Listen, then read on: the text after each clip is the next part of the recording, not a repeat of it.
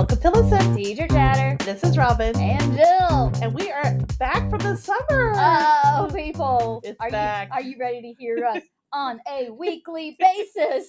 Let the fun begin. The crowd goes wild.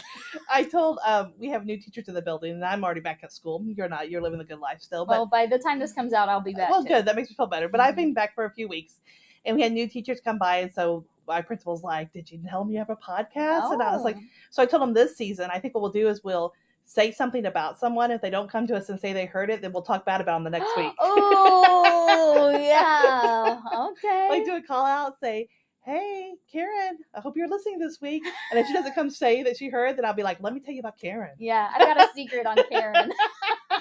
Oh. Isn't that fun? That would Healthy be and kind.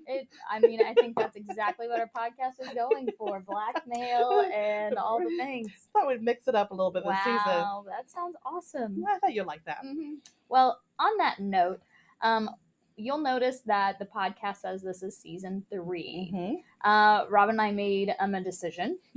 We met with our committee, Jill and I. The board of Listen Teacher Chatter. And this is actually our 3rd school year to do the podcast. Yeah. Just the first year, our first section was like a half of a year. Yeah. And we just felt like it kind of felt weird that we were saying season 2, but it really wasn't. It was really our 3rd school year. So welcome to season 3. It's gonna get better and better every time. Well, let's go ahead and start with our highs and lows. Okay. I guess you want me to start? I do. I like to start off our season 3 as normal. Thank you for that. Well, my high, I'm getting into meetings and all of that stuff, and so my high is just getting to be around my friends again. You think that you would see each other, and we always plan to see each other over the summer, and it just doesn't happen like that. There's so many different things going on, and so I have been super excited just to be around people, and not just my 3 children and Sean, though I love them dearly. It's nice to see other individuals as well. My low is, and one of the things, this episode is going to be thinking about a new year, but my low is almost the flip side of that, where there are people that you have used to seeing, and you're not going to anymore. So whether it's retirement or change of position or change of district or buildings or whatever it may be, it's just sad. I agree. When you're used to seeing certain people and then you don't anymore, and so I guess we're gonna have to really work on trying to get together more. Yeah, be a little friendlier. Yeah, so it's like positive, I get to see all my friends. Negative, some of my friends are gone. But, what can you do on that? Okay. Well, my high is my daughter, Maddie, who I talk about sometimes. She really doesn't go on a limb and take a chance. Mm-hmm.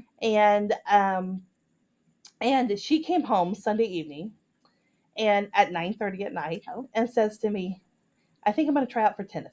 Oh. And I said, what? And she's never played tennis, really. Yeah. She's always kind of talked about liking it, but she's never had lessons. She's never played. But she went with her youth group the night before. They went to play tennis. They went to Brahms. And one of the girls plays tennis there. And she's like, I think I'm going to do it. And I said, well, when is tryouts? Tomorrow at 8 a.m.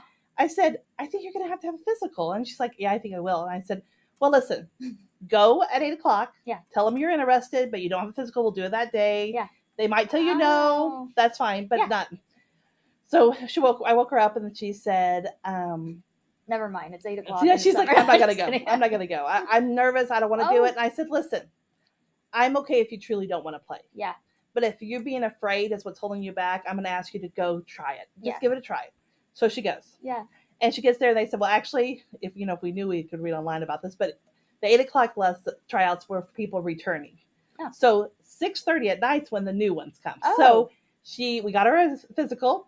She went to it at 6:30 and now she's on the tennis team because I guess everybody makes the tennis team. So that's what. So she's been doing it this week. She's like, I'm a little embarrassed because it's like all freshmen and me, and she's a junior. But she has loved it. The coaches have been so kind to her, and she's loved it. And I am just so proud of her because it is way out of her box. I know my personality is like, let's just go big or go home. Hers is not. She just go home. She don't go big or go home. Never mind. Now, Abby, my other daughter, she's go big or go home too. Maddie's not, and she's doing that this year, and she came home with her tennis skirt yesterday, and I'm just so proud of her. So that's super exciting. Well, that is awesome. I love it. And that is the idea of like, let's jump in and do it. Or this is new and it's scary, but it's okay. We can do hard things. We can do scary things. So that is fun. So my low is actually almost exactly like yours. It's starting the new year, and mostly I have several friends that are retiring this coming year. Oh, this is their last year. This is their last year. So it's the thought of like people that aren't going to hear anymore is sad to me. Yeah. But thinking about people retiring and this is their last year with them and making those memories. And it's just the age I'm getting at.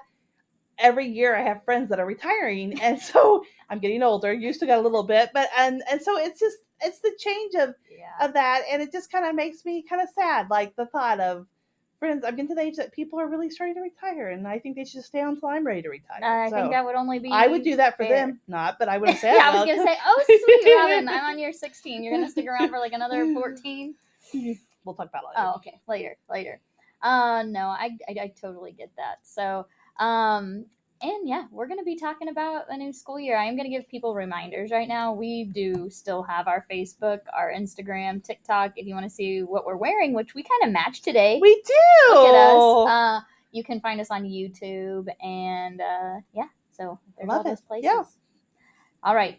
New year. What's all new? What's all the new stuff in the new year that we need to talk about? Well, you know what? I am very excited in our building is we have, I think 7 new teachers. That's like OT, speech, all those, and a new principal. Yeah. So like we have been the same for a long time. You know, we might have like 1 or 2 new teachers, but this is like a whole new crew coming in. And you know, Becca, who I shared a room with, and my OT, I loved and adore. She went to the preschool, and so she left. And so like it's just these people. Like, is it because you like made her? You on the desk, well, you know what? Just because I have boundaries issues, I feel like we could have worked through it and got to counseling. I didn't feel like she needed to leave me.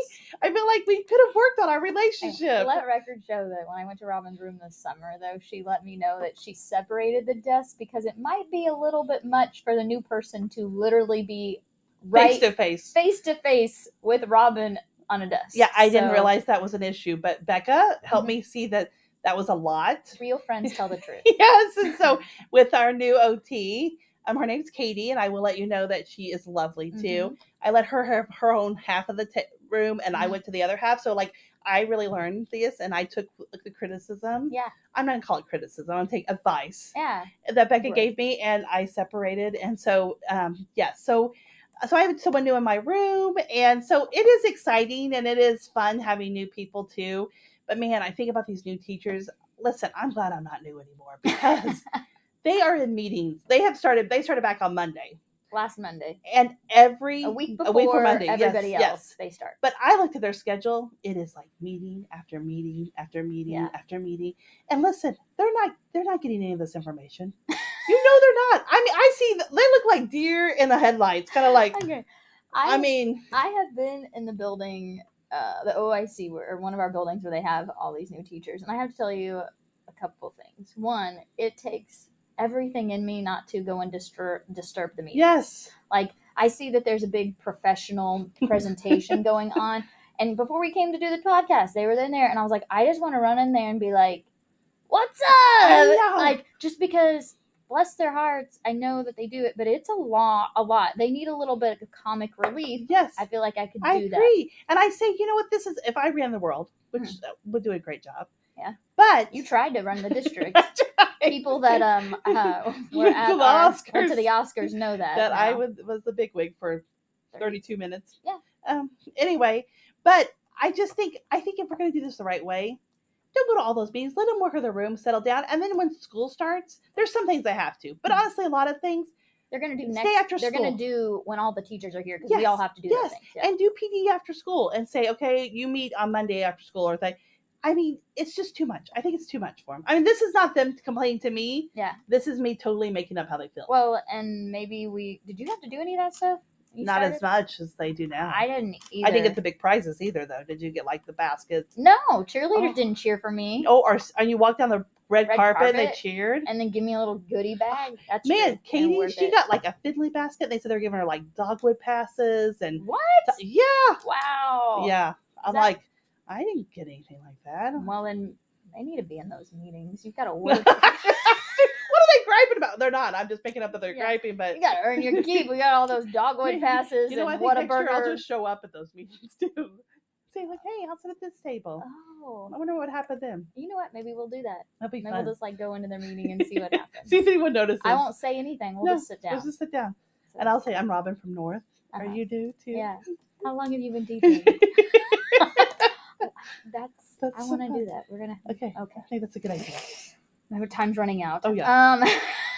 Anyway, new teachers, new. Yeah. You know, we have a new principal, and he is doing a great job. Zeb, shout out to him. Mm-hmm. This is the test that I told him I was going to give him. Oh, please. We'll see if he listens. If not, we'll talk bad about him next week. And here's the thing with Dr. Wallace, yes. Is that that's what I call him when I see him. Oh, but here I act like we're on the first name basis. I feel like we can do that if he doesn't pay attention. See, he was my assistant principal last year, and I've given him all like, guys, you're so lucky to have him coming over and whatnot. But I feel like if he doesn't say anything to either one of us, that he heard his name. Yeah, and we can tell everybody his full name. I don't know it, but I know his full name. Oh well, and maybe he doesn't care. Well, let's act like he does. Okay, I might make it up, like a really funny one. All right, so that's the first test. Okay, test number 1. You'd be smart to listen, or maybe smart not to.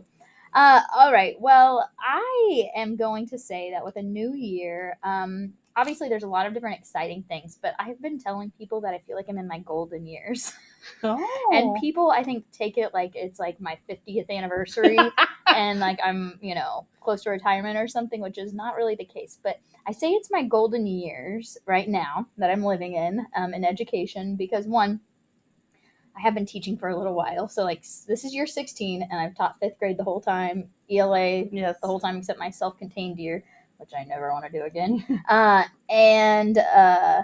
It's my golden, though, because it's right around the age of my boys. Oh. And so I know kids, like last year I knew several kids that were friends with, but right now, like, this is a really, really awesome year because our middle son, Nash, is going to be coming to our building, and in our district, 5th and 6th graders throughout the entire district come to our building.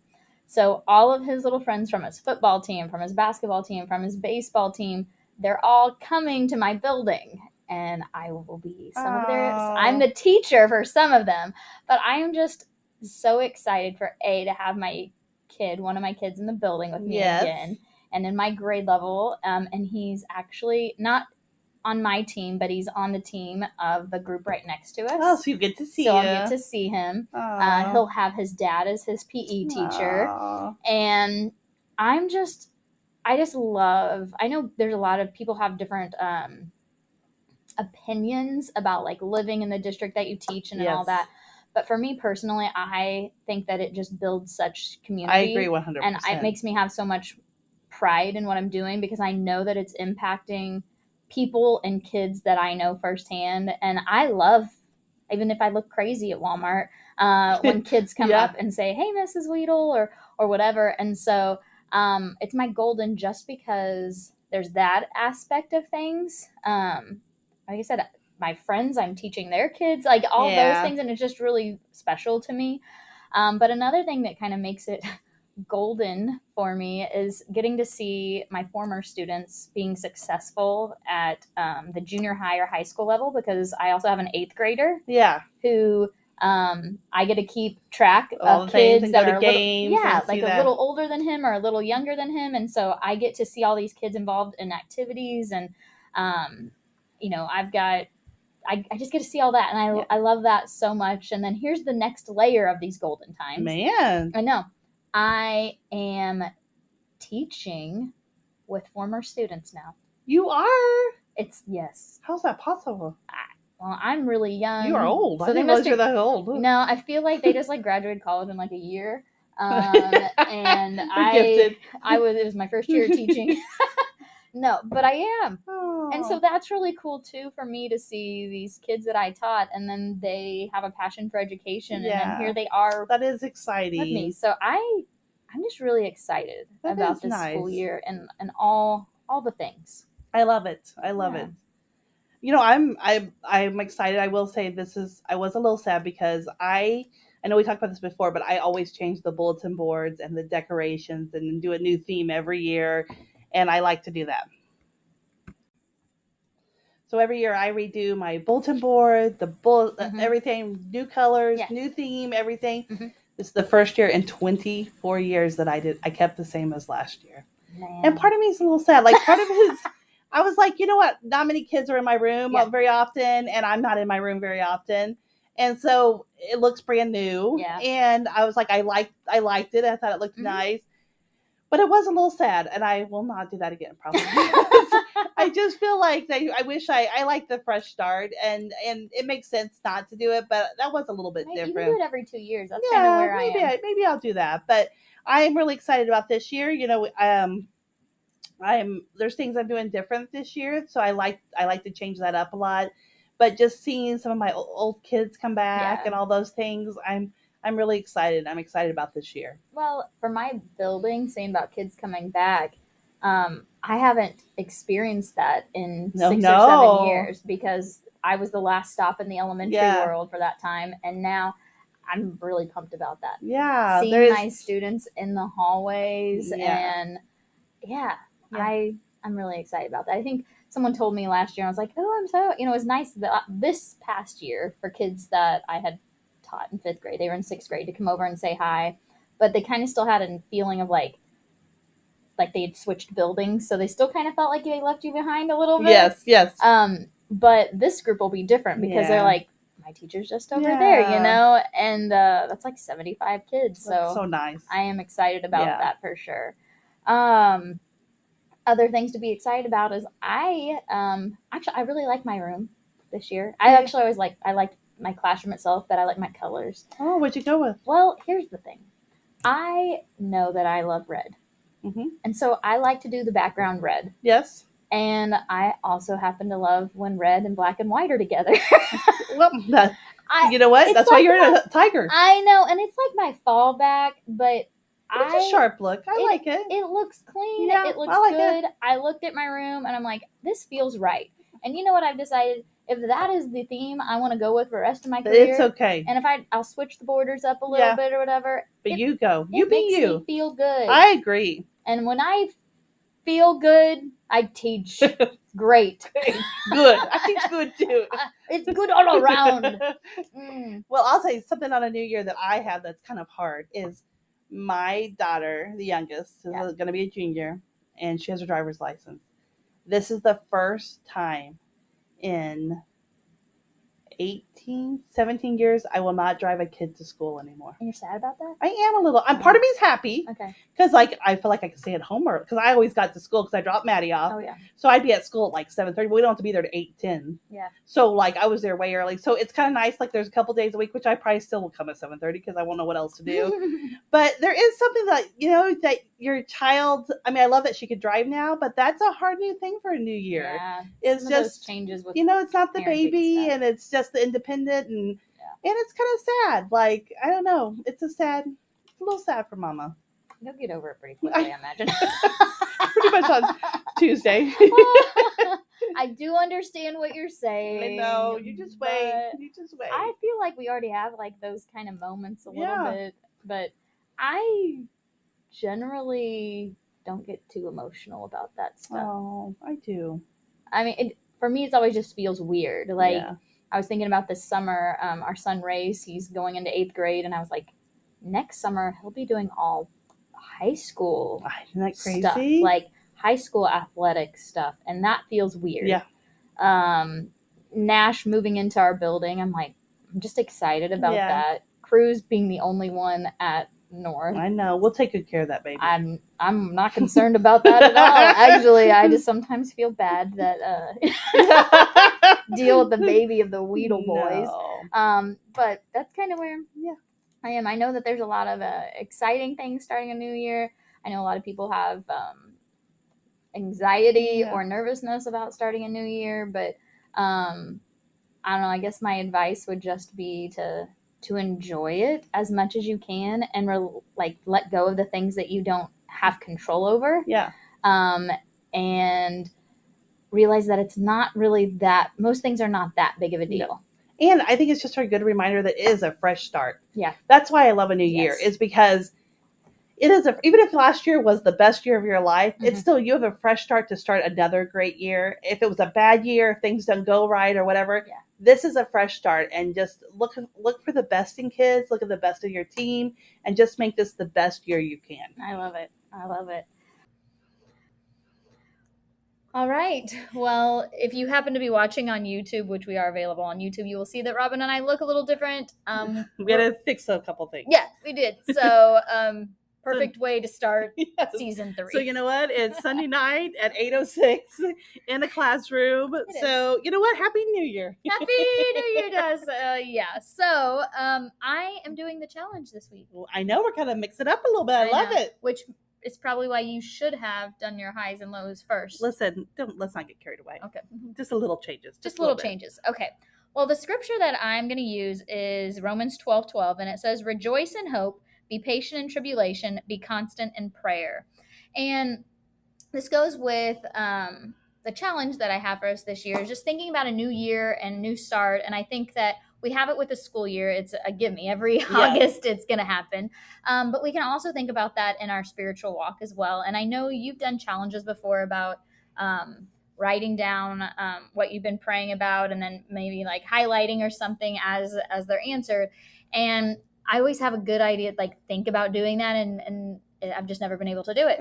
But this summer, I felt like God kind of tugging on my heart a little bit about writing down answered prayers. Okay. And so I have been doing that the last month or two, I would say. And it goes along with the scripture, because again, in Romans 12:12, rejoice in hope, okay? Be patient in tribulation. And sometimes we don't get those answers immediately. And so we've got to be patient in those moments. But we also should just rejoice in the idea of what could happen with something. But be constant in prayer. That's the part I want to focus on, because the be constant in prayer, what I've been doing is as prayers are answered, I'm writing them down. And I love it. I've had what I do in the morning is I spend 10-15 minutes just in the Bible and prayer before school, before the day begins, before my kids wake up. And during that time, I can focus in on answered prayers, no matter how big or how small, and I write them down. And what I'm finding is God answers all kinds of prayers. Yes. And things that I've prayed about for years, things that I pray about in the moment. And I'm going to give 2 kind of quick examples with it. And one of them is last year, so in 2022, we had Cruz's checkup, and when he has checkups, he's been having heart murmur all this time since he was little, and every time they're like, we just need to keep an eye on it. But last year in 2022, the lady that had checked him, the nurse practitioner, was like, this is something we probably need to be paying attention to more, because he's getting away from the pediatric side of it. And so it just, like, you know, as a mom and as boys and they're pretty sports and all that, I was like, okay, how is this kind of heavy? How's it going to impact my kid? And as I was leaving the doctor's office and just on the way home, I could just feel God being like, give it to me. And so I did. And so anytime I thought about it over the last year, I've just prayed about it and been like, God, you can heal him. You can do this. Yes. You can do it. And so this, about a month ago, I took the boys in for their checkups, and, you know, I was thinking about that, and I was just still praying about it. And Cruz, he's fine. He's a wild boy, you know, but, so the doctor checks him, and he's like, oh, everything sounds good. And I was like, now he's had a heart murmur all this time. I was like, and he's like, well, let me check again. And he used his, you know, one that was a little more he could really hear. And he's like, it's crisp. Everything sounds great. And he doesn't know like what that did for me in that moment. But I was just like all this, and I was like God did that. Yeah, 100%. People can say a lot of things. I agree. All that, but I was like, that was a huge answered prayer for me. And I would definitely want to give God all the glory on that. But it has been huge to me noticing all the prayers that he's answering.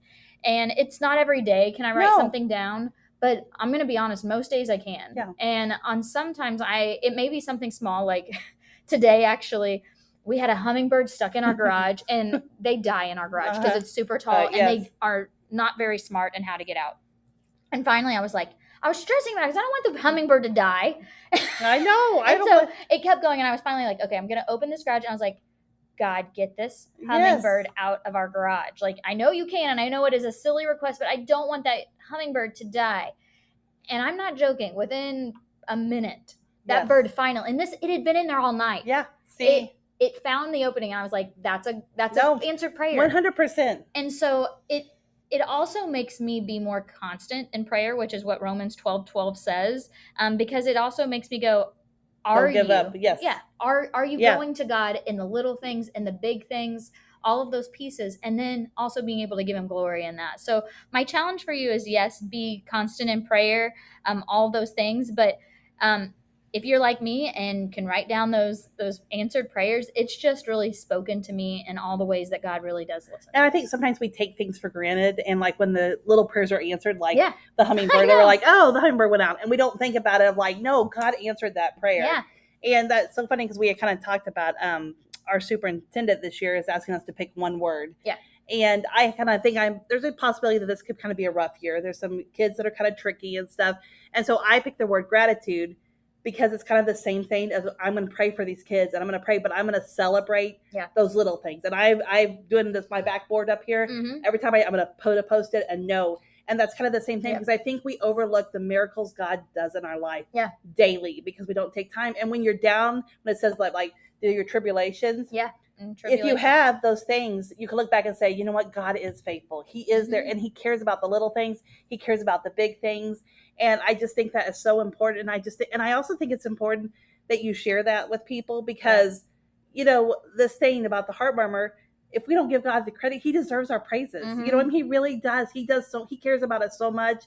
And even you think this has been a whole year that you've been praying constant. No, it's not been a big thing, but it's constantly in the back of your mind. Anytime it came up, I was like, God, you've got this. You can heal him. And it's just, God is so faithful, and he's always there for us. And I think sometimes we're almost, and I'm the same way, afraid to share because you want it to be like, I was praying for it. And I'm like, that's not it. No. Like, guys, we need to share these things because it's a testimony to what God can do. And it's not about me. It's not about you. It's not about all these different things, but it's like, God can do these things. So in our classrooms, in your place at work, whatever you do, be constant in prayer. Yes. And God will be faithful to that as well. And don't let the devil whisper about, oh, don't share that because people are going to think. Because I would say 99% of those people never think of that. And if a 1% doesn't, they're going to think that way of you no matter what. So you know what? Be a blessing. Share that. I love that challenge. And, you know, even though I do write down my prayers, this year I'm going to really work on just the answer to prayers. Because I think that's easier and it's quicker. And there's just things. I'll probably do my prayers too. It's okay. I'm gonna do both. You can do all. I'll do both. You can do all. I love a good list. Yeah, me too. I like lists. I think you like them a little more. But, well, thank you guys. This is our first episode. We're so glad to be back. Yes. New school year. I love it. We're so excited to be back with you guys, and we are blessed to be able to do this again, and we do appreciate all our followers and everything. Absolutely. So. Thank you guys. All right. This is Listen. Teacher Chatter. This is Robin. And Jill. And have an amazing year.